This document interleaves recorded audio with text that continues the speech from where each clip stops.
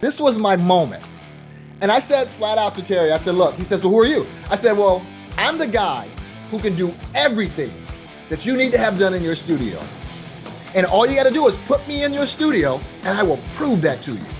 And he goes, and he says, I tell you what, come by the studio tonight. My knowledge tells me right away that is the natural sound of that instrument. Knowledge reigns supreme. People just really need to find a way to say, look, this is what I need to do this project, somebody with an experience. Because I'm an artist, I want to focus on being an artist.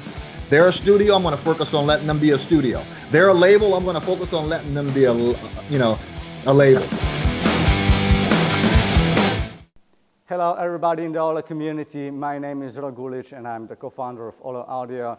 Today we have Jeff Taylor with us on the line. How are you doing, Jeff? I'm doing fantastic, Rock. Honestly, I've been Googling you a little bit, and all the names that pop up on the screen, it's amazing. You've worked with really cool artists. So, I mean, who are you and what you actually do? How did you do all these things? I'm much older than I look. I started very, very young.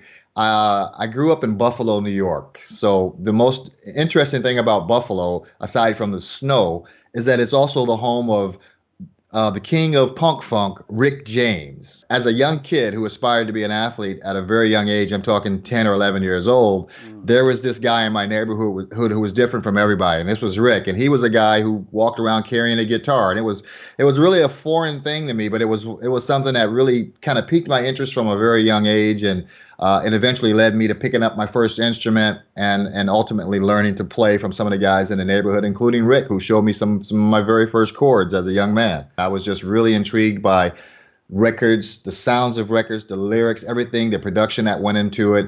I really wanted to know how a drum was able to be mic'd to sound the way it sounded. So from a very young age, I had a very strong desire to know the inner workings of recordings and stuff like that. What is actually your role as a producer when you come and work with artists?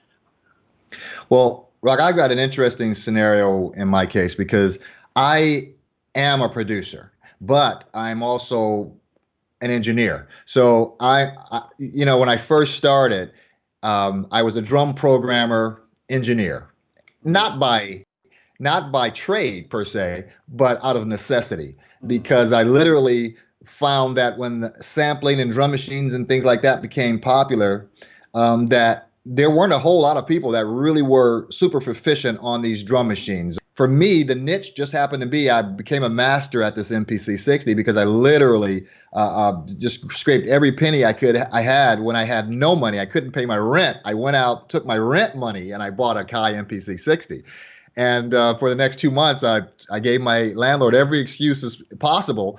But during that time, I mastered that machine. And what happened, it just happened to be the right time because most producers, like bigger producers, guys that were already out there, like Quincy or Jam and Lewis or Prince, these guys were looking for guys like me who were niche guys who knew this new technology, how to bridge the samples and the hip hop vibe of drums with R&B, bring it all together. And if you have the ability to go into a studio and speak intelligently with the equipment, and you're able to record these things so they're at a +4 signal level and so forth, all those things lended to people saying, well, Jeff is that guy. He can really get it done. Lionel Richie, Janet Jackson.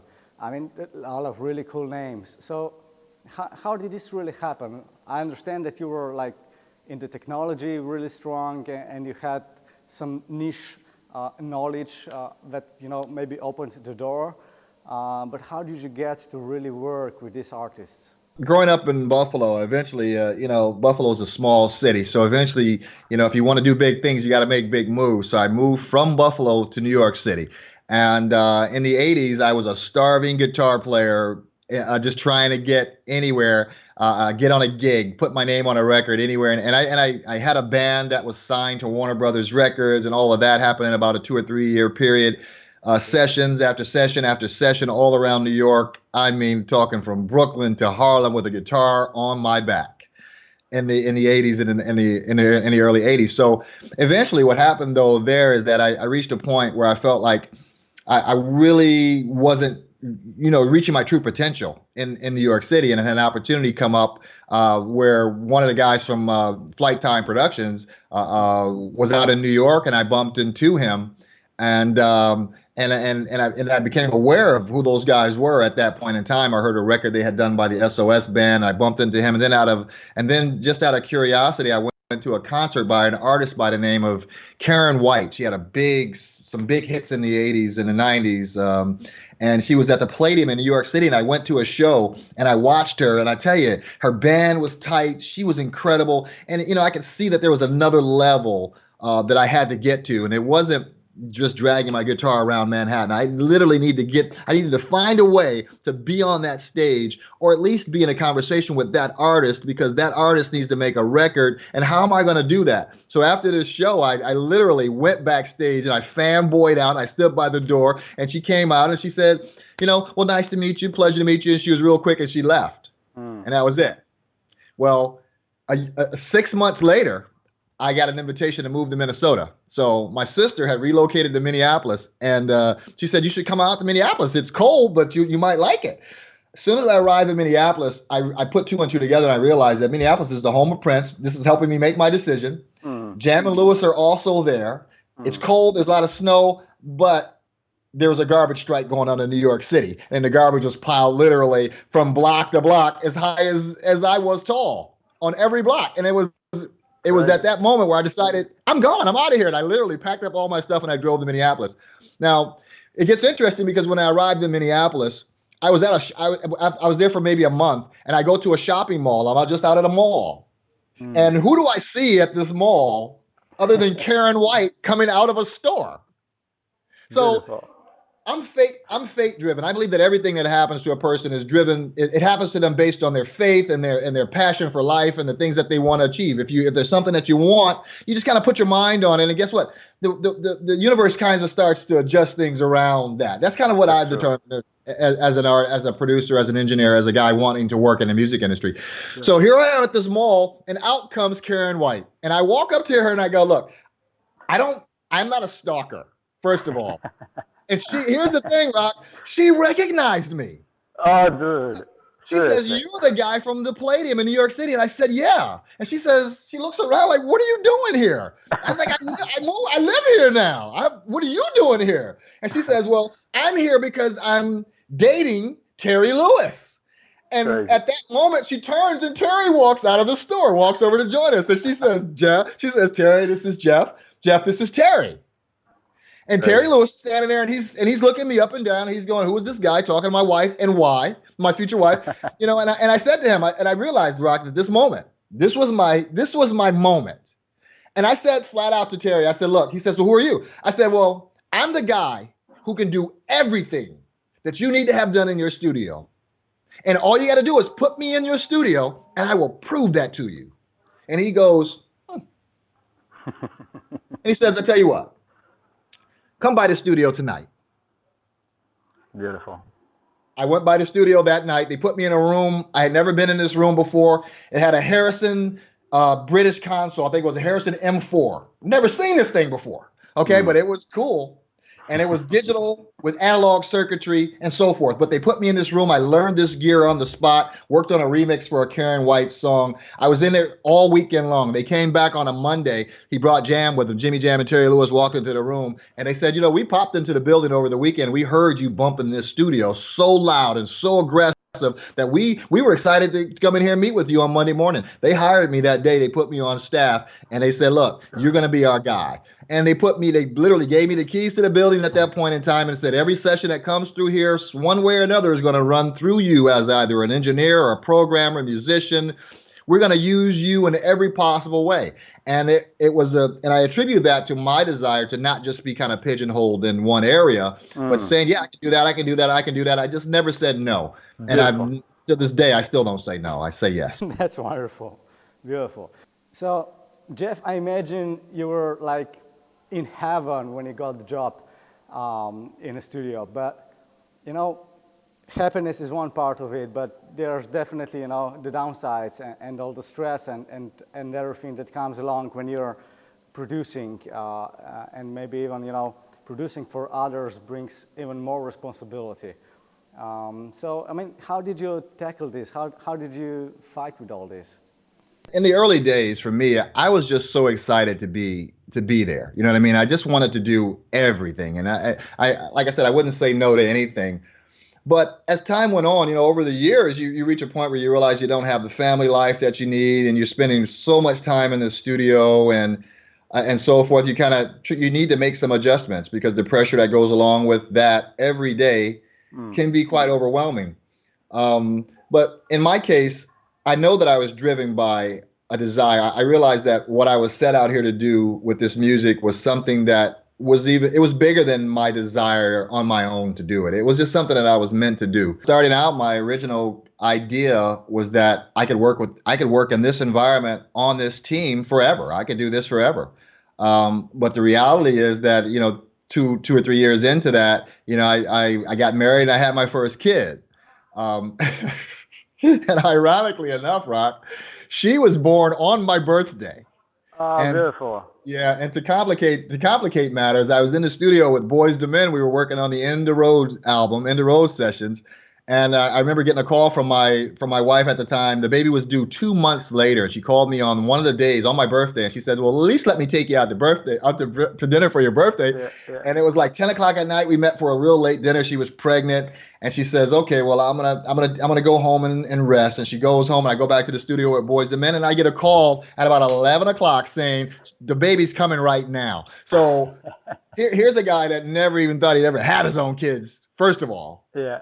To now I got one coming, and then, okay, I can handle that, right? But then now it's coming, and it's coming right now. So this baby was born on my birthday, and while I was in the studio, and I tell you, it changed my perspective in a lot of ways because I think previously my wife would call and say, "You know what, I heard something out in the yard." Or I heard something in the attic, and I'd be like, "Oh, babe, just go back to sleep. It's going to be fine because I'm in the studio. I can't be interrupted."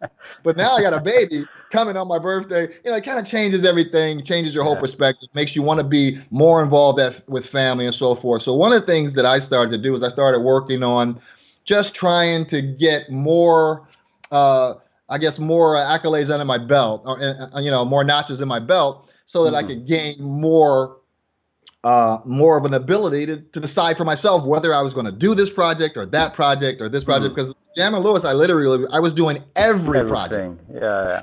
And I wanted to get to a point where I could actually say, I'm going to give that to that guy, or maybe I won't do that, But that's not the kind of thing you do when you're on a team like that because of the pressure and expectations of everybody. So, but I knew that in order for me to eventually get to the point where I can make my own decisions and work with the variety of acts in different places around the world that I chose to, as opposed to somebody laid out for me, was that I have to become a producer. I'd have to become an independent producer, engineer, independent, and that was the only way to do it. Has the industry changed, and are the channels to kind of getting your music out now changed into YouTube and streaming services, and maybe A&R guy is not like really the way to go anymore? I know A&R guys that are looking for work, so it's changed drastically because the playing field has been leveled, and it's a good thing. Because honestly, any artist that's capable of sitting down and composing, putting down on paper lyrics and creating production, and then putting that on SoundCloud, and somebody coming along and offering him a record deal that makes him a wealthy man and a celebrity, hey, kudos to that guy, because that's the blueprint. If you look at it, that's exactly what Berry Gordy did, in the '60s. He just took artists, he did records on them, and he did whatever he could to get those records out to the world for people to hear.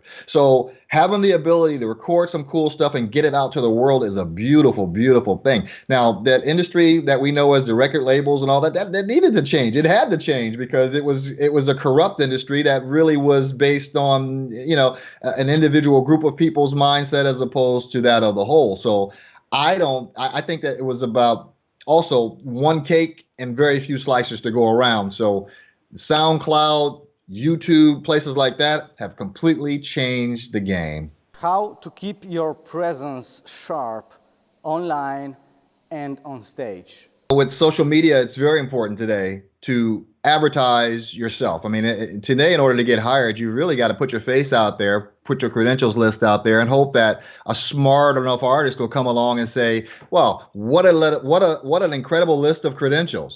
Wow, what a decent personality." This is the kind of guy that I want to work with. So people aren't going to know that you exist or have those credentials or you're that kind of person unless you tell them. In today's market, you've got to literally go on Instagram and Twitter and say, "Hey, I'm really cool. Look over here at me." And hopefully they'll look and they'll see something that they find interesting. And if they look at your history, maybe they find something along in your history that makes them think, this guy could probably do for me the same thing he's done for all those many other artists that he's worked with. What is the latest project that you're working on? The reason that I originally started doing music is because I just love music. I love writing songs. I love being creative, and I consider myself an artist as well.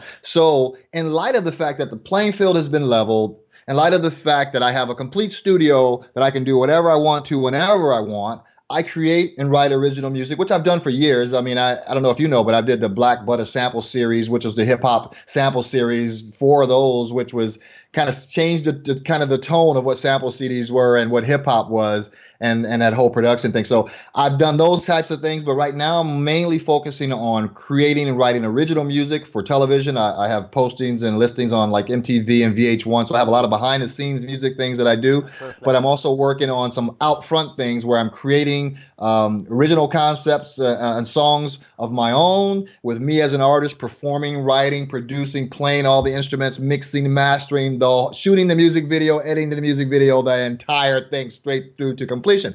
Can you actually compensate the lack of gear with knowledge and experience? Let's say an artist, a violinist walked into your studio and said, "Look, I'm the next greatest thing and I want to do an album." And you've never recorded a violinist before, so you have no knowledge of this violinist, right? Mm-hmm. However, if you ask the violinist to play and they start to play in the room, you hear the sound of the violin. Mm-hmm. Your first thought shouldn't be, what piece of hardware do I need to capture that? Mm. Because between my ears and that violin, there is no hardware right now, and it sounds just the way a violin is supposed to sound. Sure. So I'm gonna go away from. I'm not gonna reach for a compressor or an equalizer, God no, or anything like that. I'm gonna reach for a microphone that I know will record this sound in its most natural way. So now what I've done is I've taken that, recorded that natural sound, I've got it on tape, and people hear it and they go, "That sounds just like a violin." I've completely taken out of that the need to be concerned about technology. I've just simply met the violin in the middle, grabbed this natural sound, and put it out there for the world to kind of determine whether it sounds like a violin or it sounds like a horn honking. But my point is, it didn't require a whole lot of technology to get that violin recorded, and it didn't require a whole lot of thought process, to be honest, because my knowledge tells me right away that is the natural sound of that instrument. Why doctor it through a whole bunch of hardware signals and chains and equalizers and everything else when it's right there in its raw form? So knowledge reigns supreme, and the only way you're going to get this knowledge is to listen to these recordings, listen to what they sound like, listen to real instruments as they're played in your presence. Figure out for yourself, do I need to do anything other than put a microphone? There have been times when I haven't done anything but put a microphone in front of a player. And that's using your experience over hardware. Beautiful. What would be the main resources that you're using to stay on the edge when it comes to knowledge? I'm a studier, so there was a time when I had a magazine collection, Rock, of Keyboard Magazine, Mix Magazine, Sound on Sound, and you name it, anything and everything that was ever produced in the 80s through the 90s, I had copies of it. And I literally had a garage stacked wall to wall pretty much with magazines and stuff like that. And I would go periods where I would go out into this garage, and I'm talking about at the height of my success, I would still go out, find time to go out into my garage and go through these magazines and look for different topics on things, whether it was compressors and limiters, what to do with a kick drum or how to, it didn't matter to me. If I read these things 100 times, it didn't seem to be enough. So the reading material that's out there that exists in magazine form, there's endless amounts of it in bookstores and magazines. Come on, man. YouTube, bro. I mean, YouTube. There's more knowledge on YouTube than you're just shocked when you go out there at the amount of things you can learn when you just go onto YouTube. So really, it's about finding YouTube, finding magazines and articles and Twitter and so forth where people are talking about these things, getting in those discussion groups with these people, finding out what's good, what's popular, how do I stay relevant, how do I make it, in this current state of the industry. Let's try to boil this down. So you've got the knowledge on one side, you got the gear on the other side. I mean, it's all kind of available. The gear is getting cheaper and cheaper. The knowledge is out there on YouTube. So if you really lock yourself in and really dive into all this and figure everything out, what is the last missing piece to actually make it and be successful in the music industry? I've watched where gear was completely unaffordable. Like I told you, I didn't pay my rent for 2 months just so I can buy a drum machine. Okay? So there was a period where you couldn't afford anything. And then all of a sudden, everybody can afford everything. Well, that doesn't change the fact that there are still only a handful of super creative people who know what to do with that stuff when they get it. That remains the same. Now you've got more people muddying the waters because a guy like me who typically, was hired because a guy didn't want to dare record himself. He would call me. He's now recorded himself. Yeah. And he may go through a process where he does it successfully. Or he does it, he gets to the end of it and he goes, this is crap. Sure. One of two things happens. He either calls me to rescue him, or he gives up. He never finishes that project. Right? Sure. So I'm suggesting that people just really need to find a way to say, look, this is what I need to do this project. Somebody with experience. Because I'm an artist, I want to focus on being an artist. They're a studio, I'm going to focus on letting them be a studio. They're a label, I'm going to focus on letting them be a label.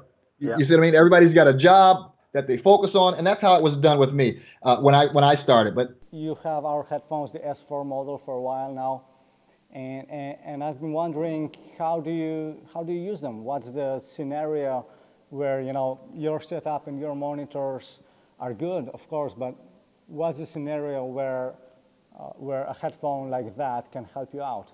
In my mixing studio, I'm using NS10s, which are tried and true. I've got a Crown Power amp that's pushing those. So I'm still working as opposed to bi-amped monitors and powered amps and all that stuff in the monitors. That's all great.